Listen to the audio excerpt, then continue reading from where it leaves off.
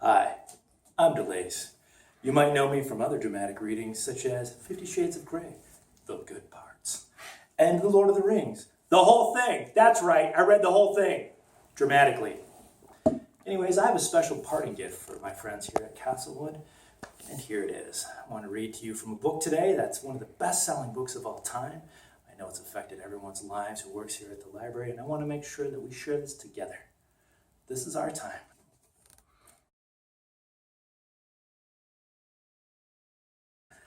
I'd never given much thought to how I would die, though I had reason enough in the last few months. But even if I had, I would not have imagined it would be like this. Right away we know this is going to be painful.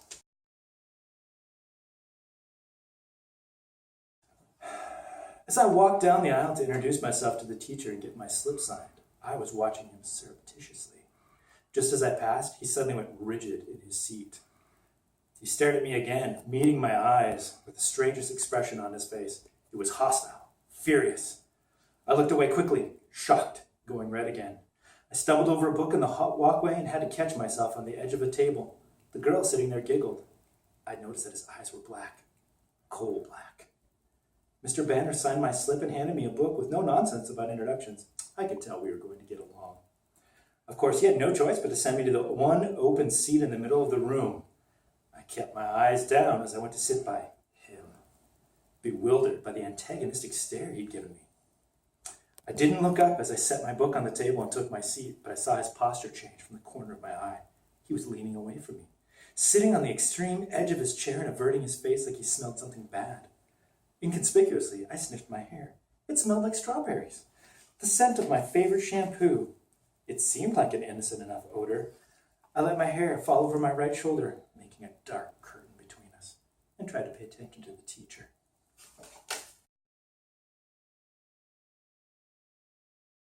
The Cullens, they're not supposed to come out onto the reservation. He looked away out towards James Island as he confirmed what I thought I'd heard in Sam's voice. Why not?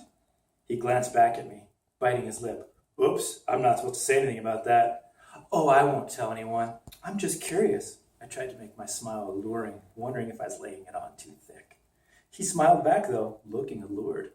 Then he lifted one eyebrow, and his voice was even huskier than before. Do you like scary stories? He asked ominously.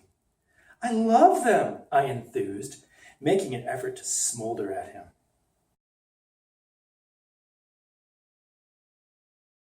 I'd read the first most recently, so I started into Sense and Sensibility, only to remember after I began chapter 3 that the hero of the story happened to be named Edward. Angrily, I turned to Mansfield Park, but the hero of that piece was named Edmund, and that was just too close. Weren't there any other names available in the late 18th century? I snapped the book shut, annoyed, and rolled over onto my back.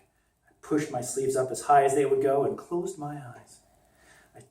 I would think of nothing but the warmth on my skin, I told myself severely. The breeze was still light, but it blew tendrils of my hair around my face, and that tickled a bit. I pulled all my hair over my head, letting it fan out on the quilt above me, and focused again on the heat that touched my eyelids, my cheekbones, my nose, my lips, my forearms, my neck, soaked through my light shirt.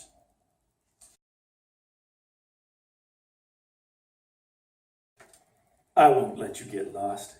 He turned then, with a mocking smile, and I stifled a gasp. His white shirt was sleeveless, and he wore it unbuttoned, so that the smooth white skin of his throat flowed uninterrupted over the marble contours of his chest. His perfect musculature no longer merely hinted at behind concealing clothes.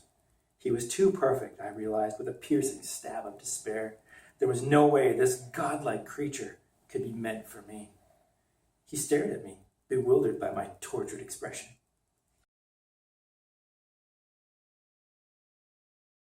You see, he said, his lips moving against mine, there's nothing to be afraid of, is there? No, I sighed, giving up. Then he took my face in his hands almost roughly and kissed me in earnest, his unyielding lips moving against mine. There really was no excuse for my behavior. Obviously, I knew better by now, and yet I couldn't seem to stop from reacting exactly as I had the first time. Instead of keeping safely motionless, my arms reached up to twine tightly around his neck. and I was suddenly welded to his stone figure. I sighed, and my lips parted. He staggered back, breaking my grip effortlessly.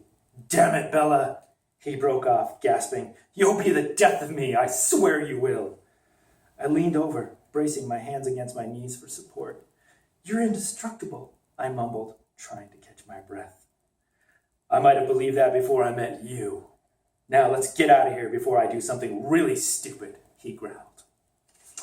I hope you've enjoyed today's selections. This is my gift to you guys. Feel free to play this at any point in time when you just need a smile. Take care.